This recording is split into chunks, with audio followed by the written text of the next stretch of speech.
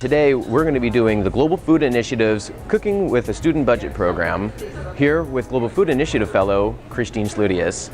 So today, what we're going to be doing is using produce from the local Triton food pantry, which helps serve food insecure students on campus, and we're going to be taking that produce and we're going to be showing you how to cook your own home-cooked meal with low time, low materials, and a low budget. Any beginning chef always needs to start with a stir fry. While we heat up the oil, we're going to get our onions ready, and also while the oil is heating up, that's our best time to do any last-minute food prep that we may have. And we do our onions first because the onions need a time to brown and saute so that we can turn that sulfur taste into a more sweet. In this step, we'll also want to add our salt as well. The salt acts as a good desiccant and helps get rid of the moisture content in the onions. This helps speed up the process of caramelization even further. We keep the heat around medium to low to saute those onions for a good amount of time. The lower the heat, the longer the time, the better they'll taste. And so it always comes down to how much time you have.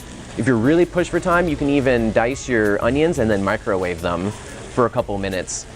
I know, it's not as ideal, but if you don't have the means to saute all these vegetables, a microwave will work in a pinch.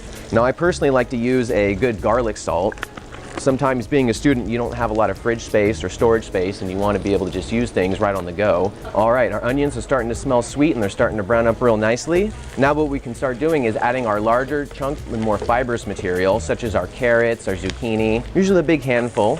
Now you'll notice Christine here, she chopped up everything into very homogeneous pieces. With a good stir fry, you usually want everything to be around the same size, whether it's big pieces, small pieces, whatever your preference may be. The key is consistency, because that consistency is then going to equate into cooking evenly. Because the last thing you want is your big chunks to cook too slow, while all your small chunks in there cook too fast. We're not going to add any other herbs or spices yet. We add that at the end because we don't want the cooking process to break those down. Same thing with the onions. We're looking for a nice browning to start to occur. Once we start to see it black, that's how we know we've gone too far. Remember, we want to singe our carbon. We don't want to turn it into black carbon. And then you'll also start to get a slightly better smell as well. That fresh cut veggie smell will start to turn into more of that classic saute smell you may get when walking through a Panda Express or something like that. So now that we've sauteed our big chunks down a little bit, now we're going to add our leafy greens such as arugula, cilantro, anything else like that. And not too much, just a little pinch, there we go. So now the art of stir frying with leafy greens is, as you can tell, number one, you put it in at the very end. And then once you put it in, what you're going to look for is for the leaves to just barely start to wilt. You want the stems of them to still have that crisp to it, but you want the leaves to wilt just a little bit.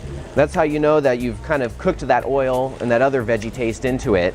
But if you overcook those greens, they're going to get a bit gummy and soft and chewy.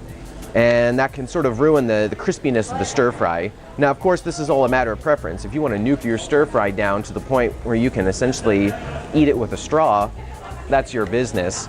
Me, I like to keep a little bit of a mix, a little bit of a softness, a little bit of a crunch, just the right amount of both. It's all about that balance. All right. So now I'm starting to see the leaves start to wilt. So now this is where we go through and we add any other spices. So we're going to be very, very basic today. We're just going to do this garlic salt that I added and a little bit of pepper. That's it. Salt and pepper. I think just about anyone can buy that. And if you can't afford it, look into your local dining halls and just snag a little bit from there. I'm sure they'll have plenty for you. So now we're done. We just give it a little bit of a turn. Whoopsies. So I added a little bit too much oil. And so it's sticking to the pan a little bit. So hopefully the next batch will be a little bit better. Remember, practice makes perfect when it comes to cooking, folks.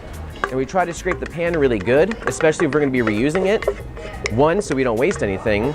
And number two, if we're going to be reheating it again, any vegetable matter still left on there, it's going to get overcooked and turn into char. And so after we scrape it really good, we can even take a little paper towel and wipe the inside. But I don't like to do that because then we're wiping up all that good oil as well that we can easily reuse for later. It's all about using every last little bit of everything. And don't you worry, folks, today we took everything that wasn't cooked and we composted it over here at Rogers Community Garden. So don't you worry, we are 100% sustainable here at the Global Food Initiative.